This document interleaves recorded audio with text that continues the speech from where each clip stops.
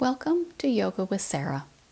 This is my own special blend of Yin Yoga and Bowspring Yoga. I combined the stretchy, slow mindfulness of Yin with the strength-building aspect of Bowspring, creating a class series which balances strong and stretchy. This class was recorded live and has been edited for clarity, privacy, and length. Enjoy! Okay, welcome everybody for our final Yin plus Bowspring elements class. And for today, get everything. A couple blocks, a belt, bolsters, pillows, spinal strip, eye cover, socks. We're going to do some restorative poses, so get comfy. I introduced Bowspring to you guys this year because it's something new to me and I wanted to bring it forward. There's tons more to learn, and of course this was a floor-based class, so I really didn't ever bring us up from, we were pretty much on our bellies, backs, or all fours, but Bowspring is primarily a standing practice, so I adapted poses to make it more in the Yin style. But you can look them up if you want to learn more, globalbowspring.com or .net, I can't remember. And the website is great. It has all the poses. And if you click on the picture, it blows up and a description comes underneath. So it's, pretty helpful if you're interested in this more, lengthened front body, strong back body, and just a totally new way of thinking about realigning your body. We're going to start out today on the spinal strip, so probably you will want to have a firm folded blanket that you can slide under your behind once we get laying down. If you fold a towel in like an accordion fold, if you're using that instead of a spinal strip, you can sit on that as if it is a long spinal strip as well. If you're using this short one, it ends up about mid-back, sort of like this place right where the ribs come together, and then there's kind of that little softer spot between the ribs. It's about behind that approximately. It's really it's right in the middle of your thoracic spine, and the reason we place it here is because that's a part of our body that really has limited mobility. So adding the spinal strip underneath can increase a bit of flexibility in the spine. If you have the short spinal strip, lift up your bum, pull a folded blanket underneath so you're a little more level. Once you get yourself settled here, let us pause for a few breaths and settle ourselves in. Go ahead and take an inhale and sigh it out.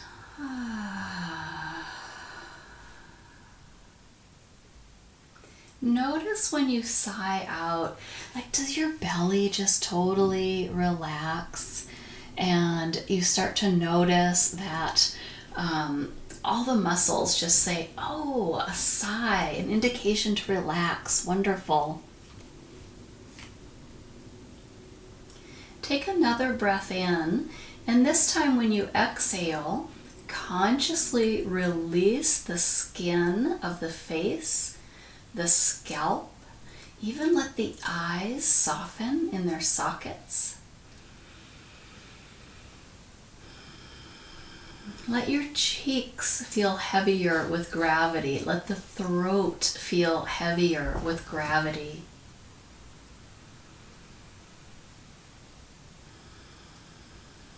Let the shoulders drape themselves over the spinal strip.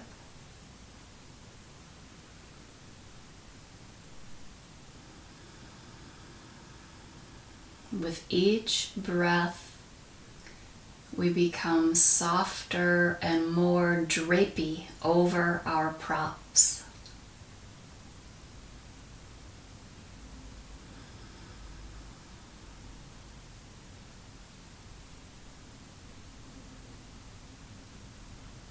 Let us set an intention for our practice If you have one you always use, you can do your own. If you're not sure what I mean, let us set an intention to remain present for whatever arises.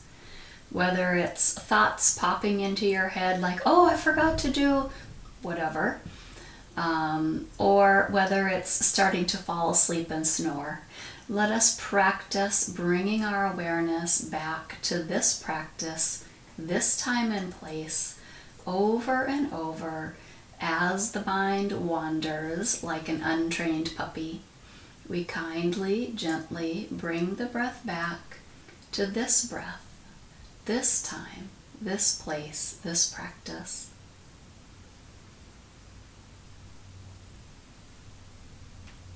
Taking note of the sensations in the body, and always giving yourself permission to do what you need to do today. So I may be directing and giving suggestions, but it's your practice, your body, and you should do what feels best to you today.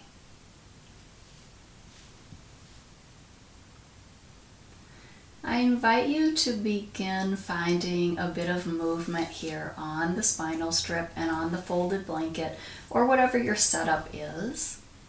Let us gently rise the belly button, press the tip of the tail toward the earth, slowly draw the shoulders back toward the earth. You might even find them pressing into the spinal strip or taking a little bump over the edges of the spinal strip, and even lightly press the back of the head into the spinal strip. Take a breath and slowly soften the body and the breath.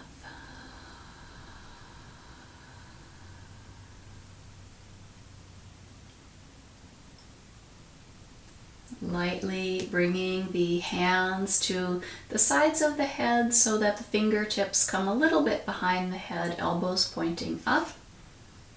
Press the belly button toward the floor, tuck the tail between the legs. Help the head lift itself, lifting head, shoulders, and heart. Take a breath into your back body. And slowly lay yourself back down, supporting the weight of the head with the hands. Releasing the arms. Becoming more purposeful with the shoulders. Let us glide the shoulders toward the earlobes. And even tuck the back of the head into the tops of the shoulders. The chin might point a little bit up at the sky. And then soft, slow, steady, we release shoulders, release back of neck. From neutral, glide the shoulder blades toward your back pockets.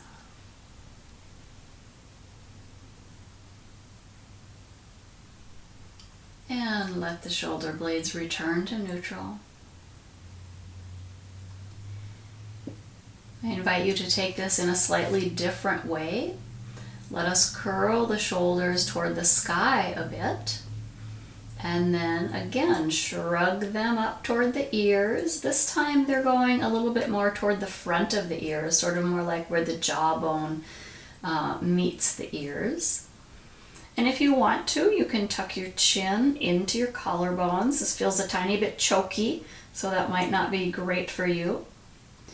Soften the neck and head, keeping the shoulders lifted. You might want to walk your fingertips down toward your heels, drawing the shoulders toward the knees.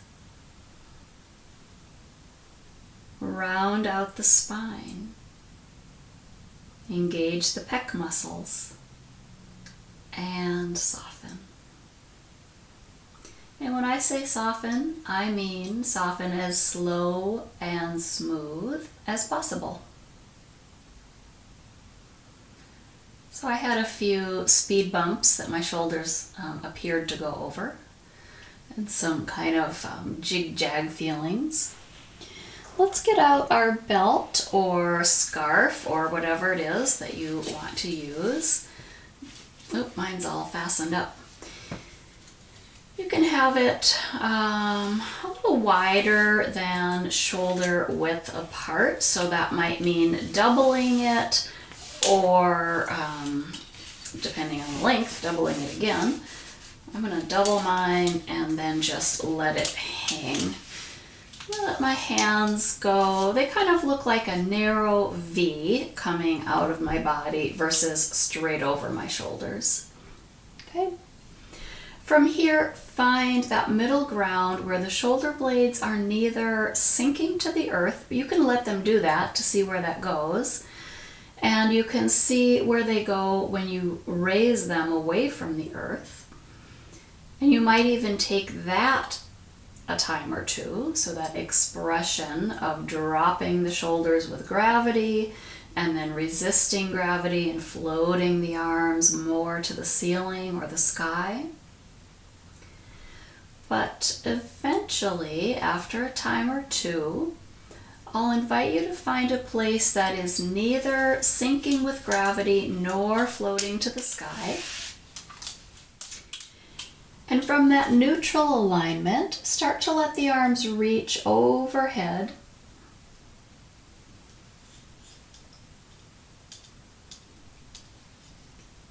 Never going past the ears, we float the arms toward upright. I just made an adjustment in the way I'm holding the belt. I'm just holding it between my thumbs and the palms below my index fingers and pointing my fingers at the sky.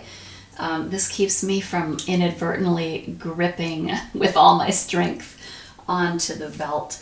You might want to try that as well. Let's take another time or two where we float the arms to reach overhead, trying to keep the shoulders neutral. And then we float the arms to point the hands back up to the sky. The next time you reach overhead, allow your shoulders to glide up to your ears and take a morning stretch. Belly rises, tailbone presses into the earth. Lightly grip with your feet and act like you're going to pull your tail toward your feet, so you just activated your whole back line. Take a breath. Sigh it out. Float the hands back to the sky. And then gently set your belt aside. To get out of this, it depends on what configuration you're in. If you're on the long spinal strip, all you have to do is roll over, reach behind you, pull everything out. If you are on the blanket and spinal strip, lift up your behind, slide that blanket out from under, set it aside, set your behind back down, and then reach up, roll, pull that spinal strip out from under, and we're going to use this again. This time, placing it as a tail. So, laying back down on your mat, lift up your behind again, and slide the spinal strip so that it's about behind your belly button, and then it's sending itself down toward your heels like you just grew a tail. Okay.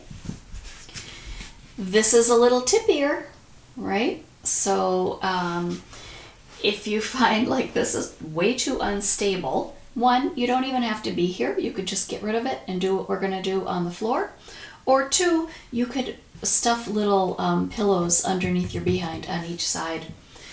But we want some instability because that's going to be part of the practice.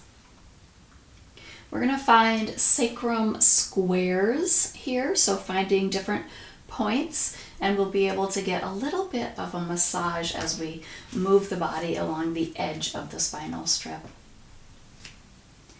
Let us float the belly button, point the tail to the spinal strip, and let your weight shift to the right edge of the spinal strip.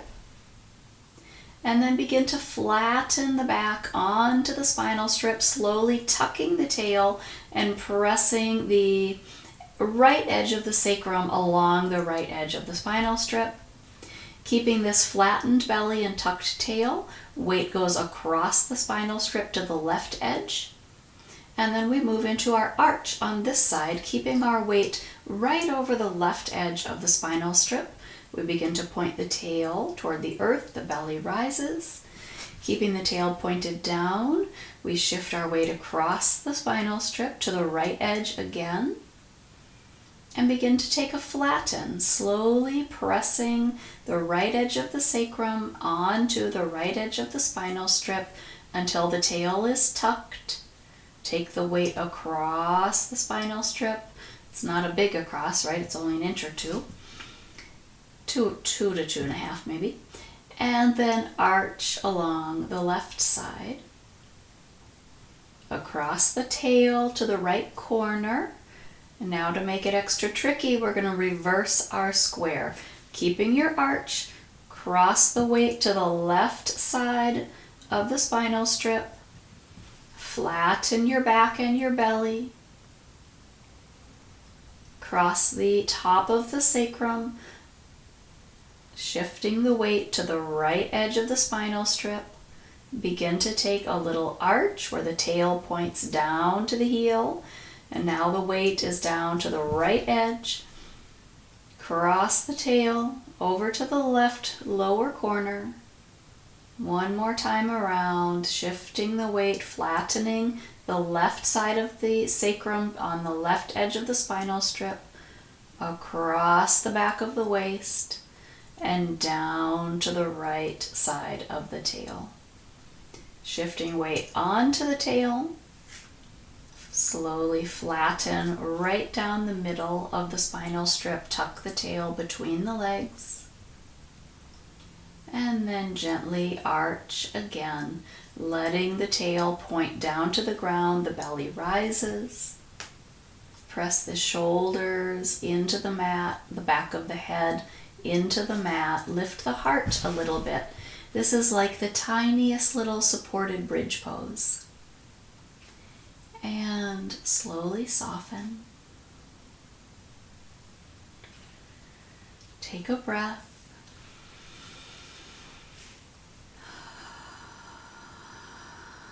Press into the feet, lift the behind, take the spinal strip out from under. You might want this as a prop in the future for something else, but possibly not. You can set it aside. You don't need it quite right this minute. We're going to move into the neck just a bit before we move out of this laying on our back position. This is also known as you're going to get really bad snarls in the back of your head pose. All right. Lightly press your head into the mat. I'm talking 10% effort. And then with that light 10% effort of pressing the head down, slowly roll it to one side, maintaining just that very small amount of downward pressure. When you get to your comfortable range of motion, maintaining slight downward pressure, roll the head back to center. Give a pause of pressing down. I think I went from 10% to 25% at least. So recalibrate, and when you're ready, light pressure, pressing the head toward the mat, into the mat, and then slowly roll your head to the other side.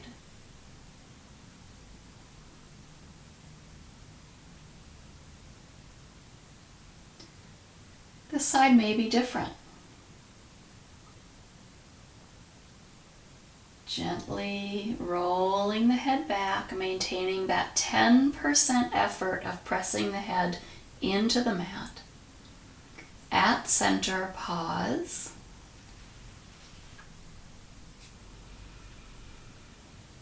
Now, possibly slightly more difficult, let us lift our heads just enough so we could slide a piece of copy paper under the back of our head.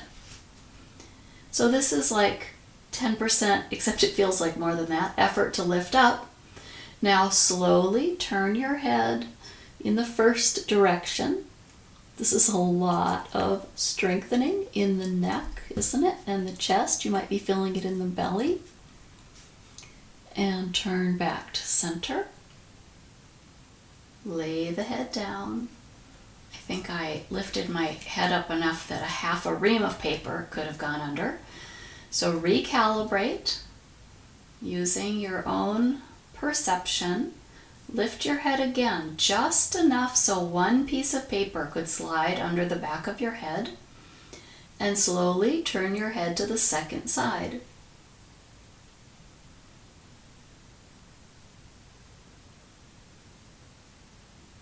When you feel ready, turn the head back to center and release.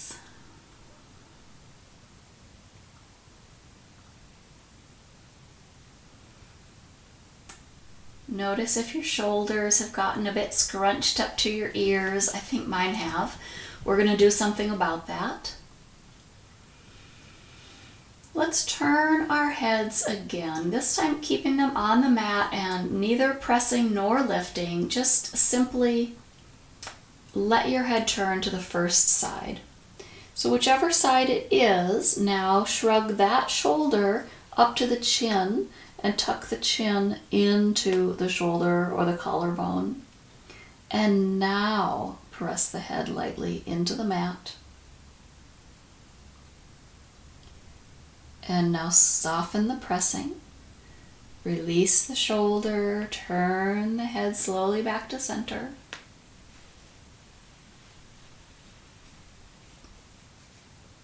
And let us take the second side. Slowly turning the head to your second side. Once you get there, shrug that shoulder up to the chin, tuck the chin toward the collarbones, and now lightly press the head into the mat. And soften the pressing, soften the shoulder, unwind the head. Bringing the hands to cradle the back of the head. Let the elbows point up at the sky. Lift the head with the hands. And then using your core, go ahead and take a little bit of a sit-up. Holding the weight of the head, slowly lay the spine down, one vertebra at a time. Getting a little bit of traction in the spine by holding the head, eventually laying the head all the way down. Good. Now bringing ourselves into that bit of a strengthener in the bowspring style, let's bring our hands to horseshoe position. We might have to tiptoe our toes in closer to us until we can put our hands on our thighs. Press your hands into your legs. Push with your toes a little bit. Push your legs into your hands. Point your tail at the earth. Let your belly reach to the sky. Let the chin lift a bit, getting longer through the front line of the body. Take a breath into the low back ribs. Keeping this active engagement of the back and belly and legs, let the arms reach overhead. Morning stretch. Really get long through the belly. Even let the toes float off. Pull the knees in closer, but keep that arch in your spine. And gently set your feet down. Float your arms up.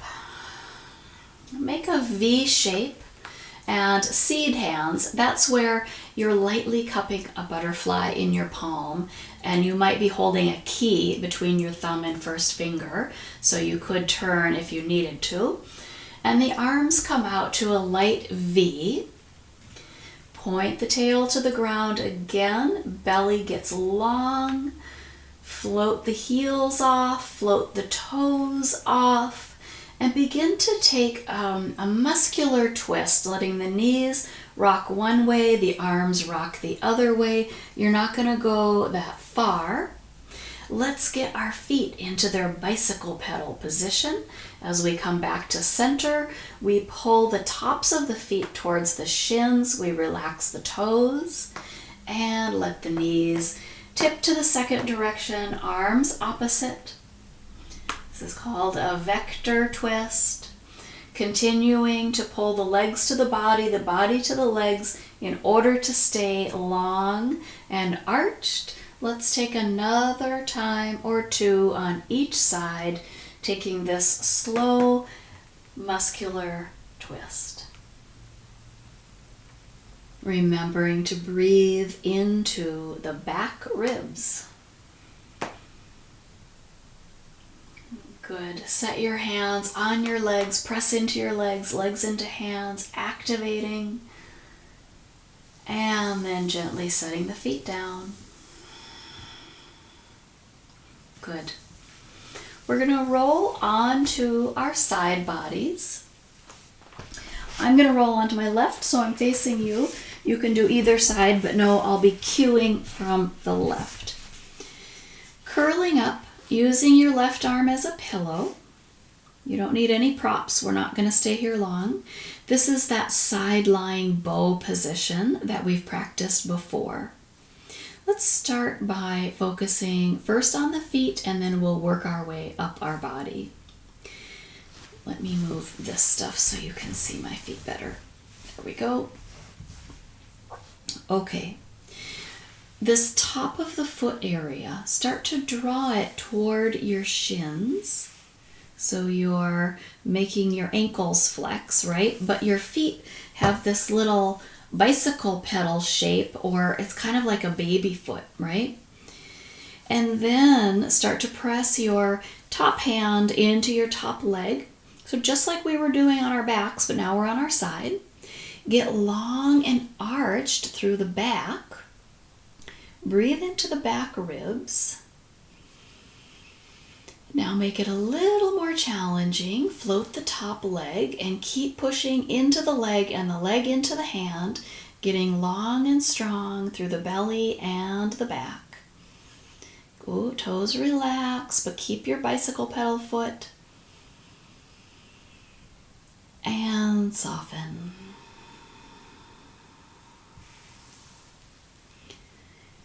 That's it on that side. Let's go ahead and roll over onto the second side. I will completely sit up and turn over so I can keep facing you. So I'm going to cue from the right. Curling up on your right side, but keeping your belly and back long. So you're not curling up in a fetal curl. You're curling up so that your knees are coming towards you, but your belly and back are staying long. Taking your top hand and putting kind of a horseshoe position on your top leg, thigh. Draw the tops of your feet toward your shins, keeping your toes soft. And now start to pull your legs toward your belly, which causes your tail to reach behind you. You're going to resist the legs coming into your belly by pushing with your hand. Good.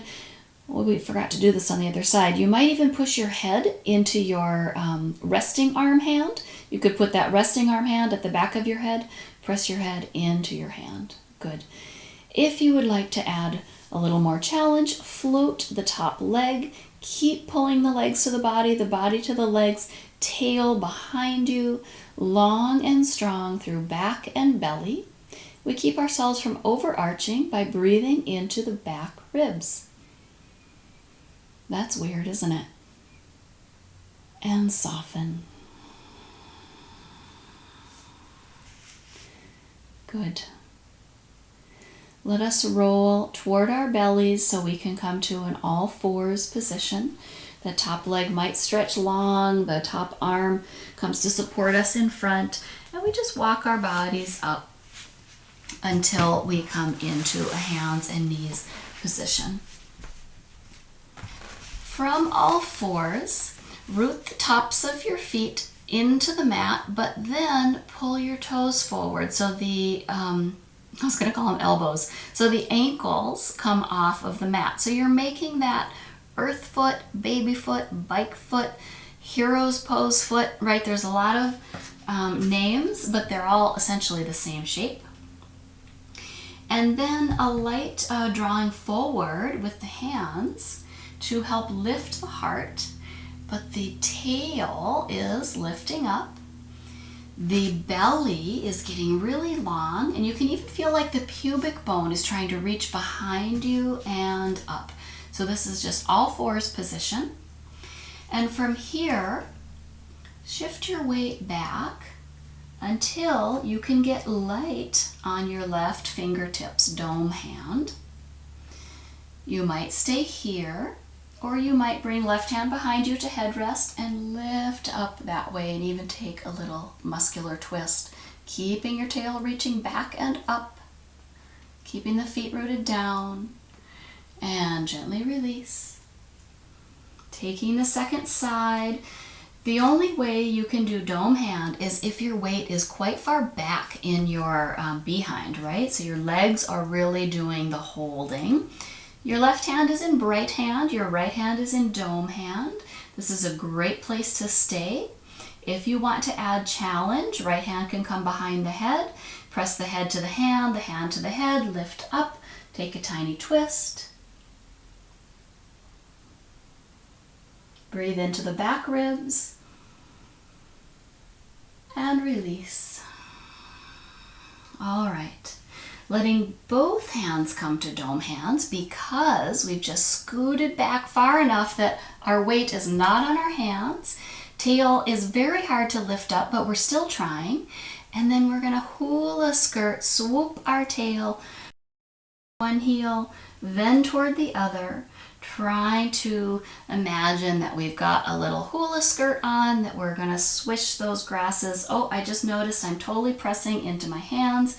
So try to keep all the weight back here on your legs, swooping that hula skirt.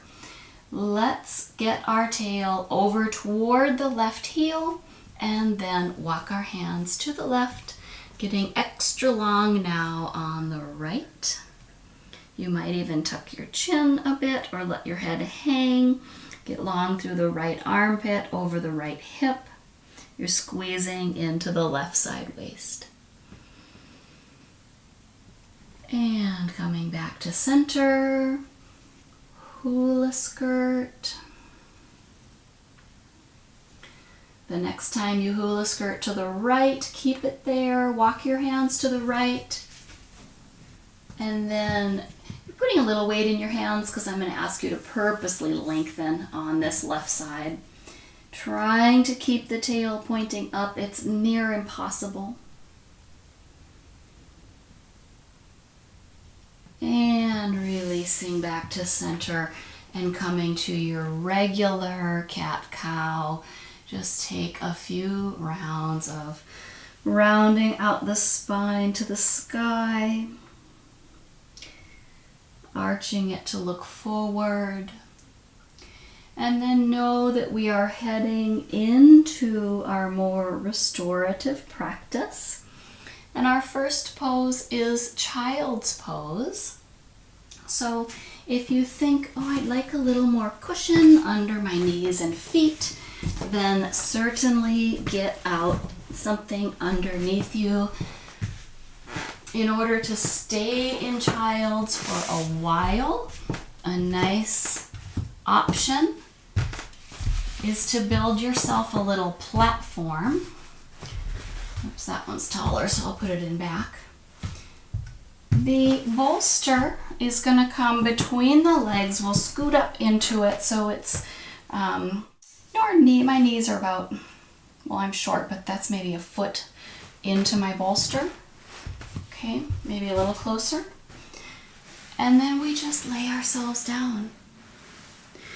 I've got this bridge kind of situation where I set up 2 blocks under my bolster. And so if I want to, I can just lay my arms here to rest.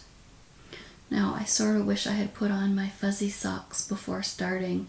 And you've got time to make adjustments, because in restorative, we stay 8 minutes, per pose.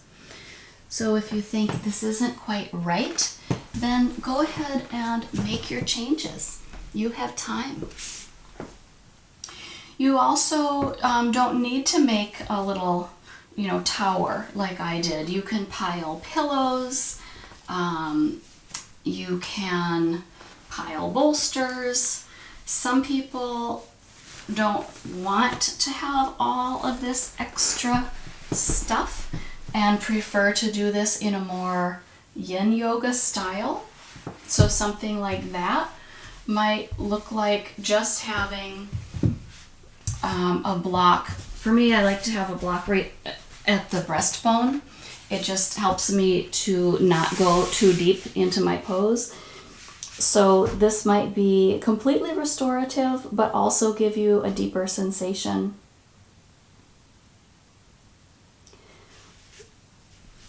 Whichever one you choose, or whatever style you choose, let yourself completely settle in.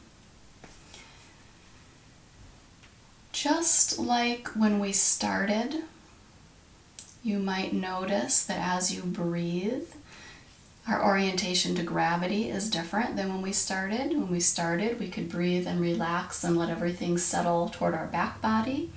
But now with this forward orientation, as we exhale and soften, we might find that we can release tension in the spine, along the sacrum, through the hips, and through the scalp and the neck. So let yourself find these bits of softness as you linger here.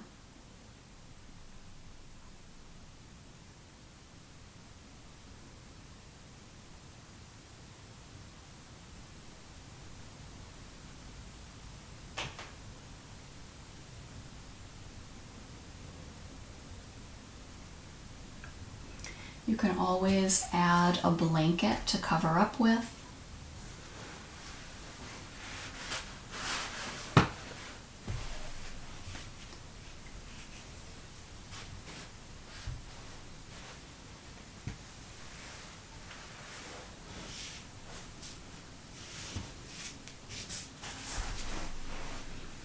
If your knees are uncomfortable, I would add a folded blanket or a flattish bolster underneath your behind, just to lift the behind up a bit to take pressure off of the knees.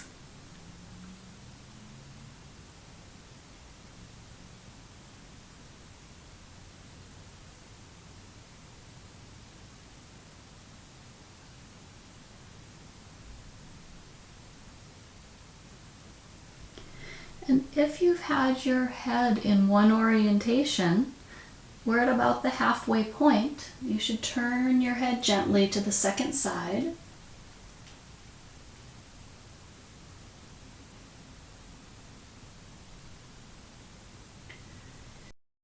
Let yourself find ease and softness again.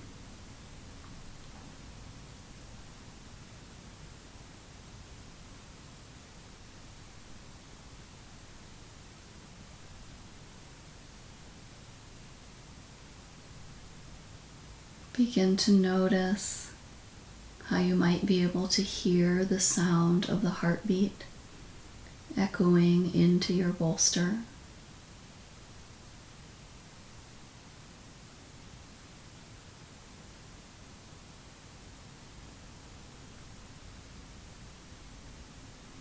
You might be able to feel the breath in places you wouldn't normally notice, such as the low back, where we don't even have ribs.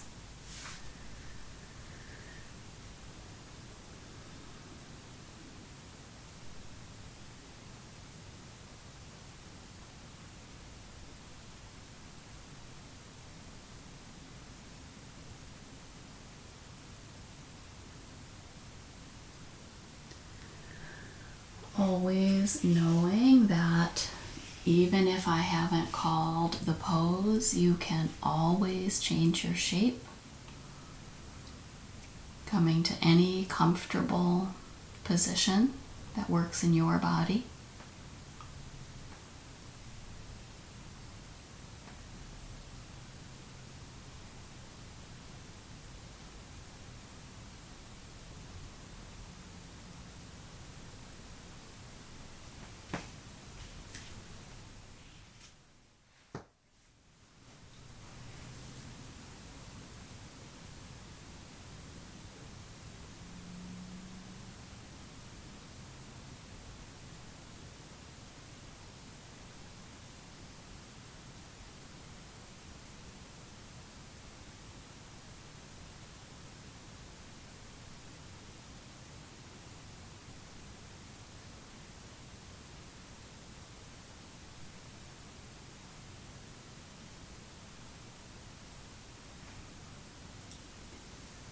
Let's take up to 5 more breaths in this shape,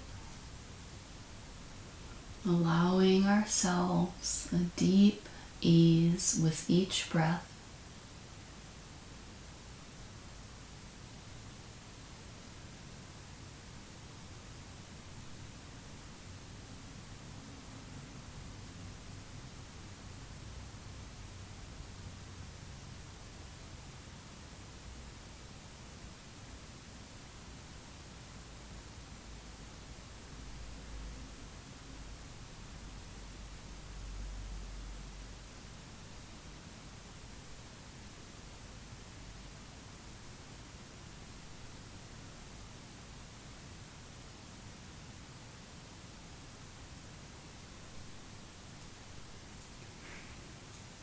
When you begin to feel complete, place the hands on the mat to support the weight of the upper body so that you can turn your head back to center if you've had it turned to one side.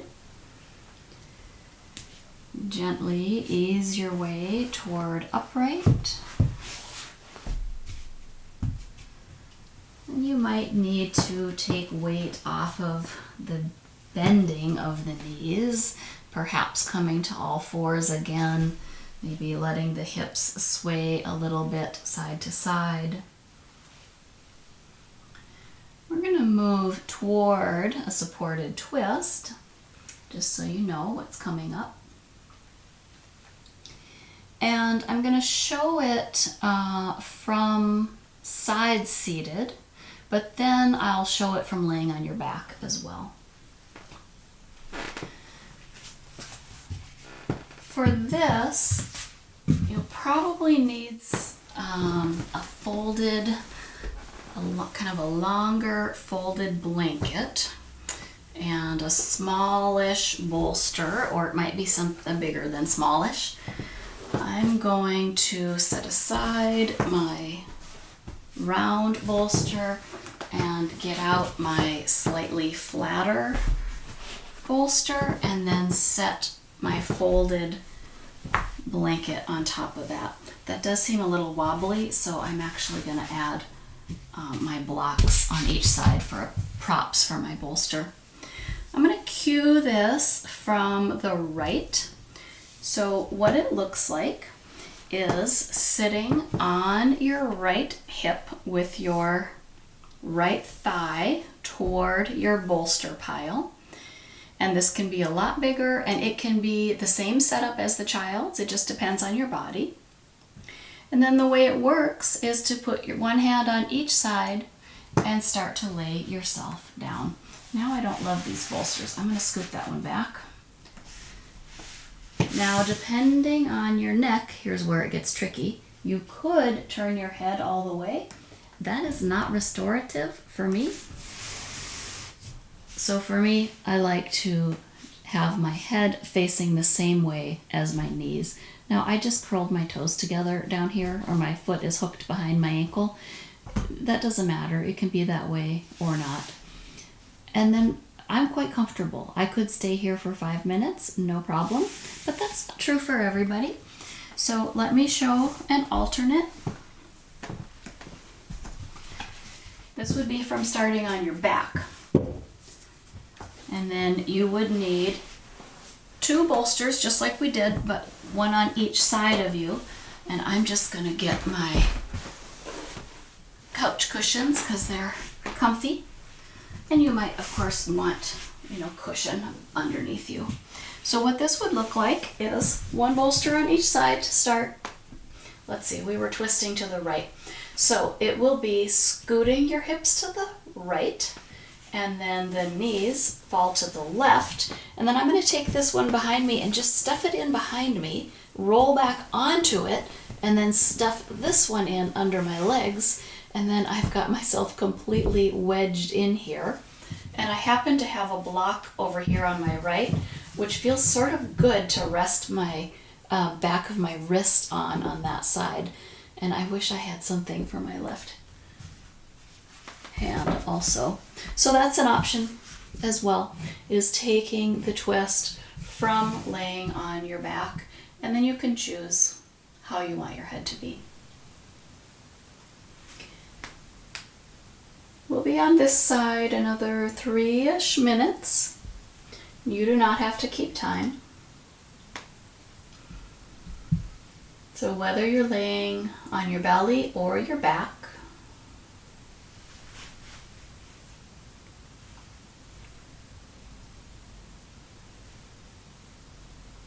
we simply settle in with the breath again.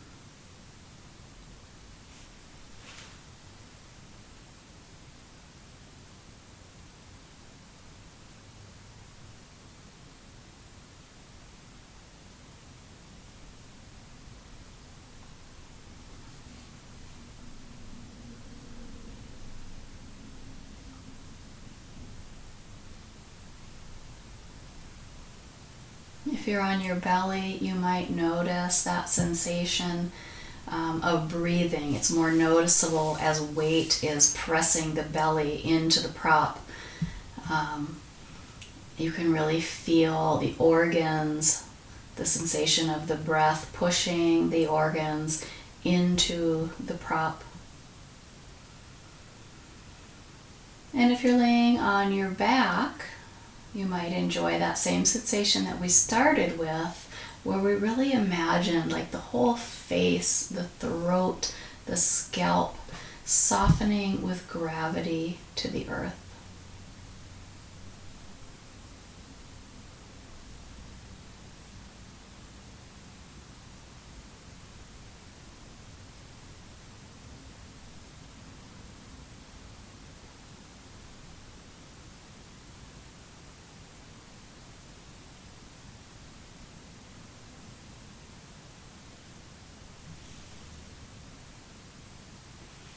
Remembering our intention of keeping our mind present to this practice, this time and place.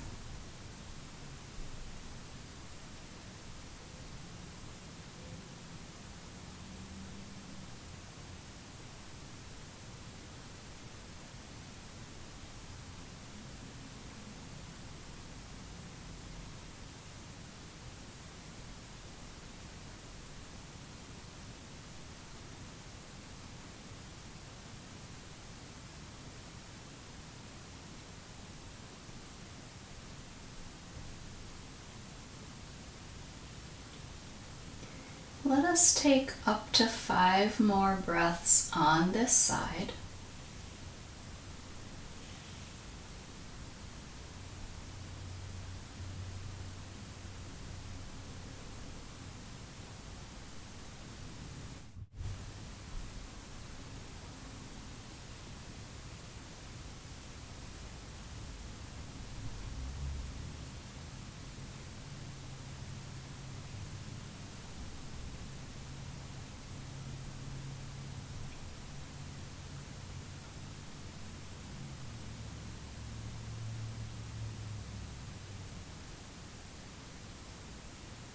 If you have turned your head so it faces away from your knees, I'll invite you to slowly turn the head back to neutral first to rest for another breath or two.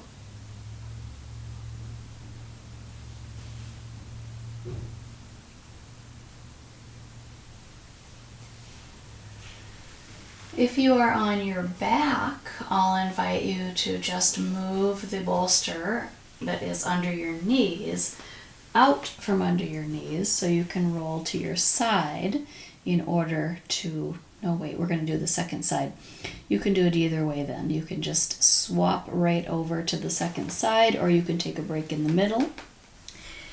If you are doing the twist where you are coming back up to seated, then you just need to walk your body up with your hands. And there's a couple ways to get out of this. I like to press into my hands, lift up onto my knees, and just crawl my knees to center and then over to the other side.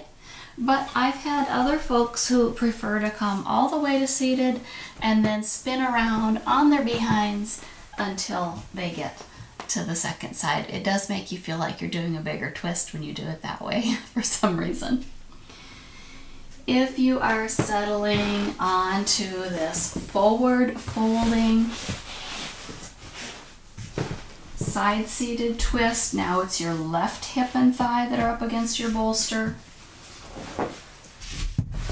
Height can be modified with blocks or blankets. Belly turns toward the bolster and we lay the belly down. Your choice again in the direction you choose to put your head. Being that our goal is rest and ease, I would put it in a direction that is the most ease-filled. For folks who are doing this twist from their back,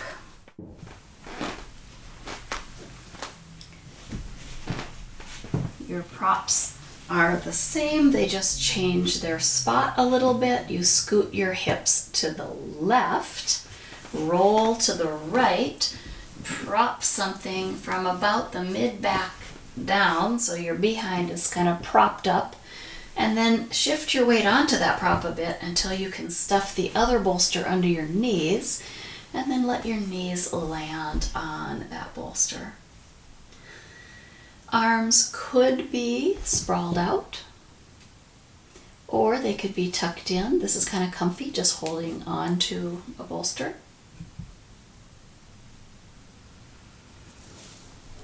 And then we settle here.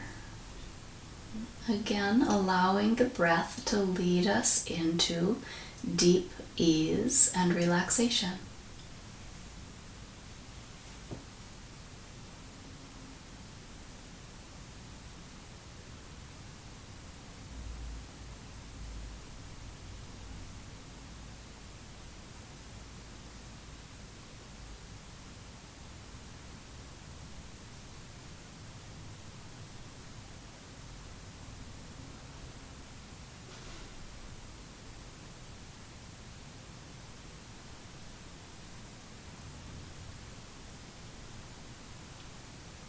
Soften your forehead. Soften your mouth.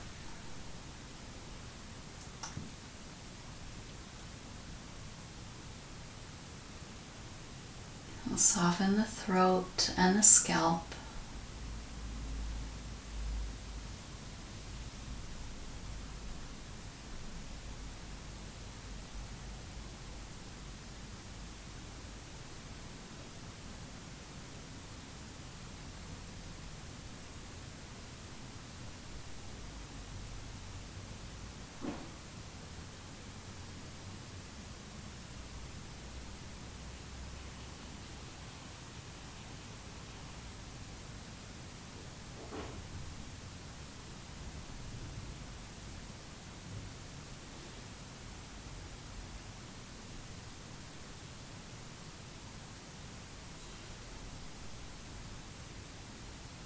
Let the mind rest at sensations of the breath and the heartbeat. Let us take in up to 5 more breaths, making any adjustments to your shape, allowing yourself to settle in a bit deeper for these breaths, or to ease out early if you realize you've already done enough.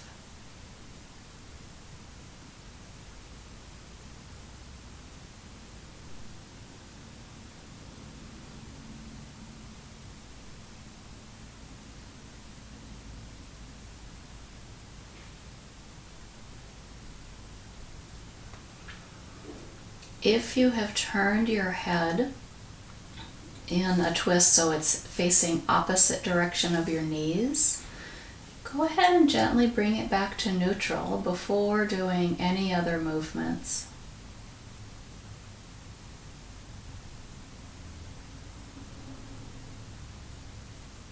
And the main thing with getting out of a restorative pose is to keep the body's nervous system calm. So we move slowly, we support the body, gently moving the props or walking the body up with the hands. However it is that you can bring yourself back to an easy seated position.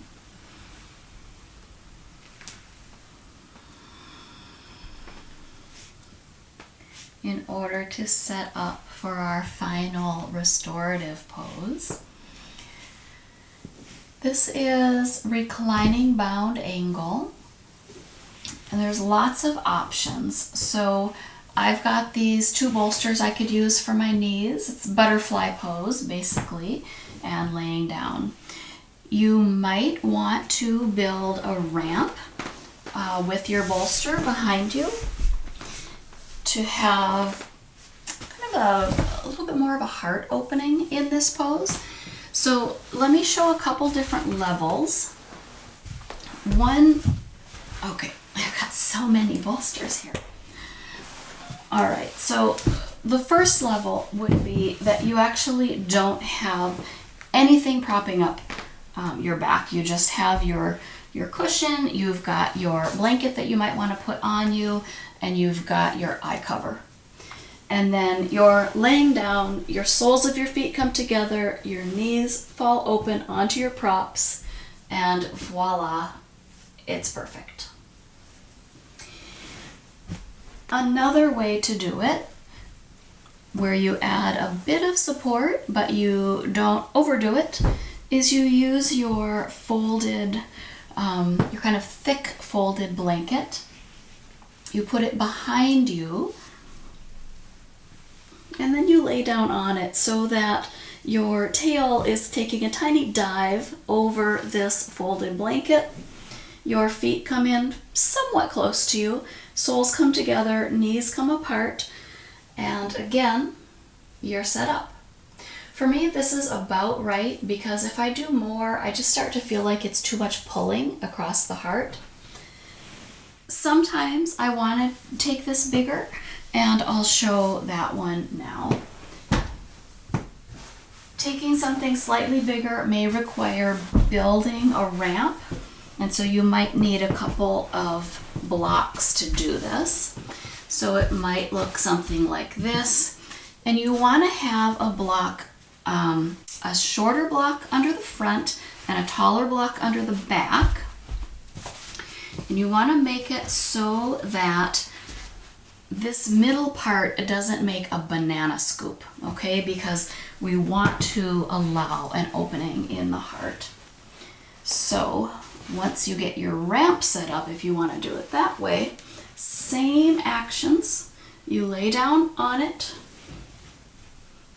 Oh, well, that is pretty comfy. But I do feel my arms are hanging, and I don't have enough props at home. If I had 2 more bolsters or blocks to put under my elbows, then this would be perfect.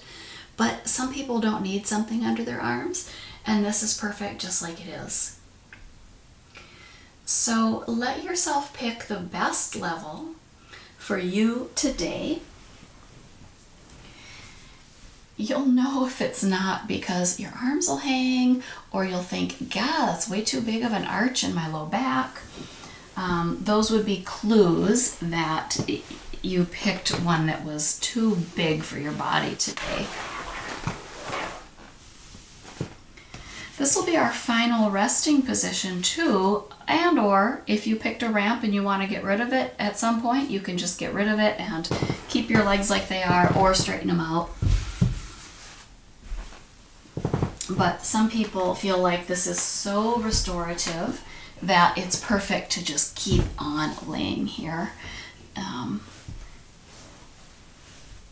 I'll let you know when you can stay longer or come out depending on your needs.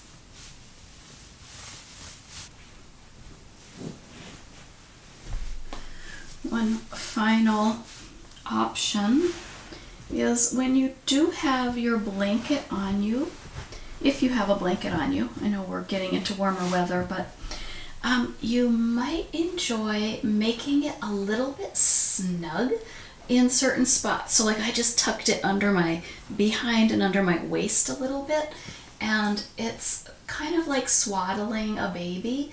It contains you, so it can feel soothing on the nervous system to allow this little bit of tucking.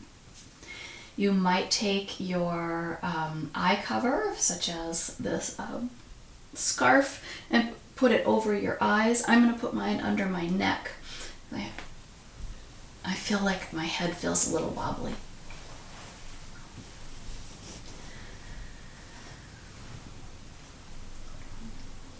Letting your attention settle again at the breath and the heartbeat.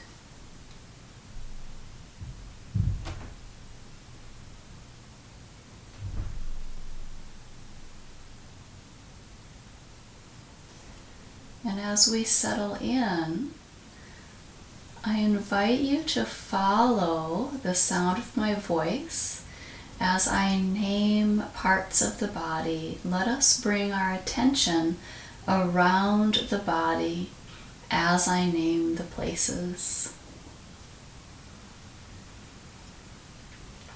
Bringing breath and awareness to the right thumb, right index finger, right middle finger, right ring finger, right pinky finger. Taking a breath into the right hand, palm of hand, back of hand, the whole right hand.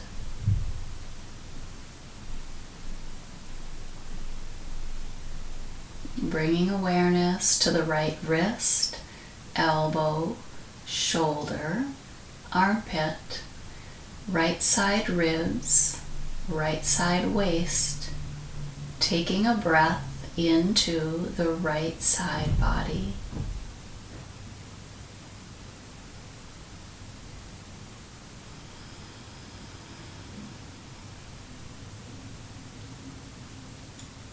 Bringing awareness to the right hip, knee, ankle, heel, right sole of foot, top of foot, right big toe, second toe, middle toe, fourth toe, right pinky toe. Take a breath into the right foot, settling breath and awareness at the right foot.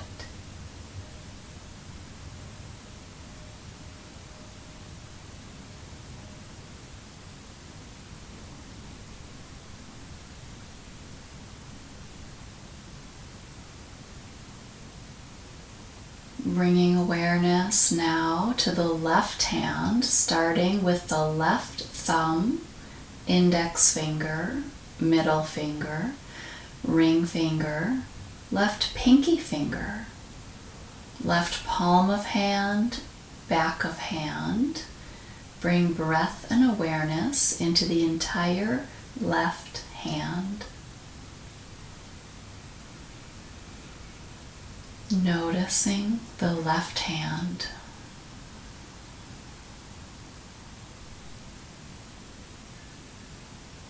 Bring awareness to the left wrist, elbow, shoulder, armpit, left side ribs, left side waist. Take a breath into the left side body.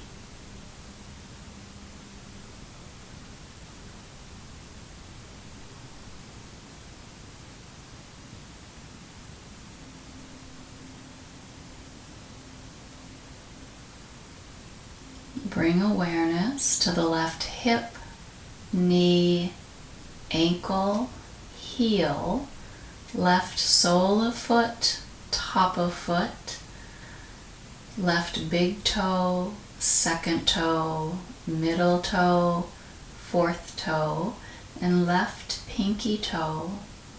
Bring breath and awareness into the whole left foot.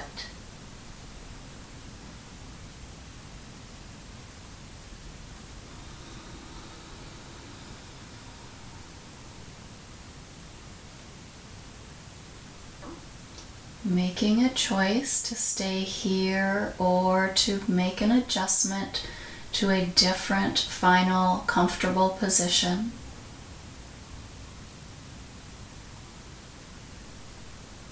We continue our exploration of breath and awareness, this time coming to the face. Bring awareness to the right eyebrow, left eyebrow, right eyelid, left eyelid, the right eye itself, the left eye itself, right cheekbone, left cheekbone, right nostril, left nostril, tip of nose,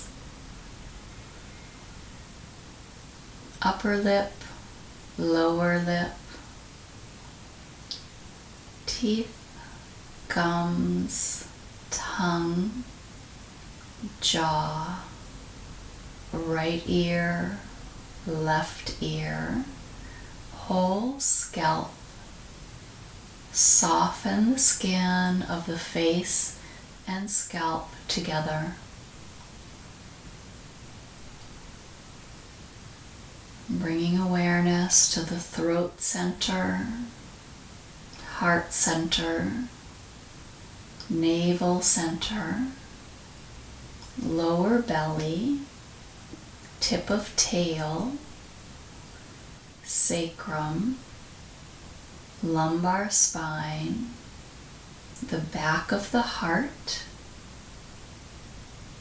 the back of the neck, back of the head, crown of the head, and forehead center.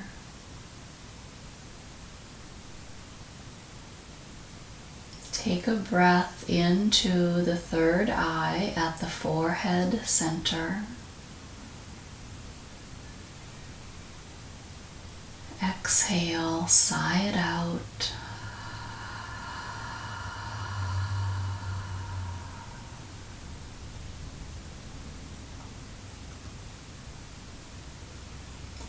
And make another choice.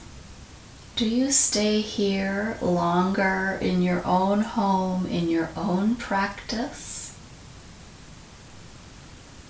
Or do you decide to ease out of this shape and back to an easy seated position to bow out? You can bow out in your shape laying down or by easing out of it and bringing yourself to seated. Taking your time, if you've decided to come to seated,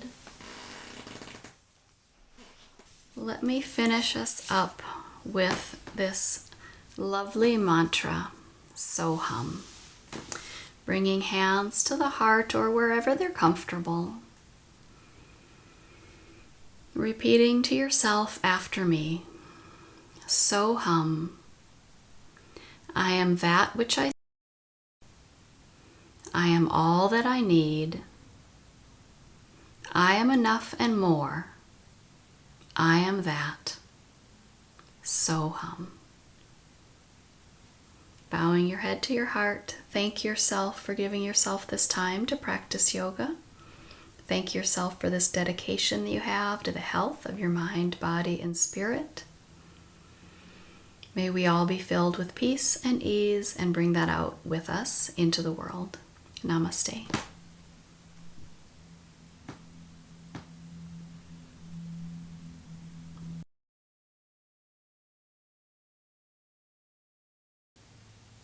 Thank you for joining me today.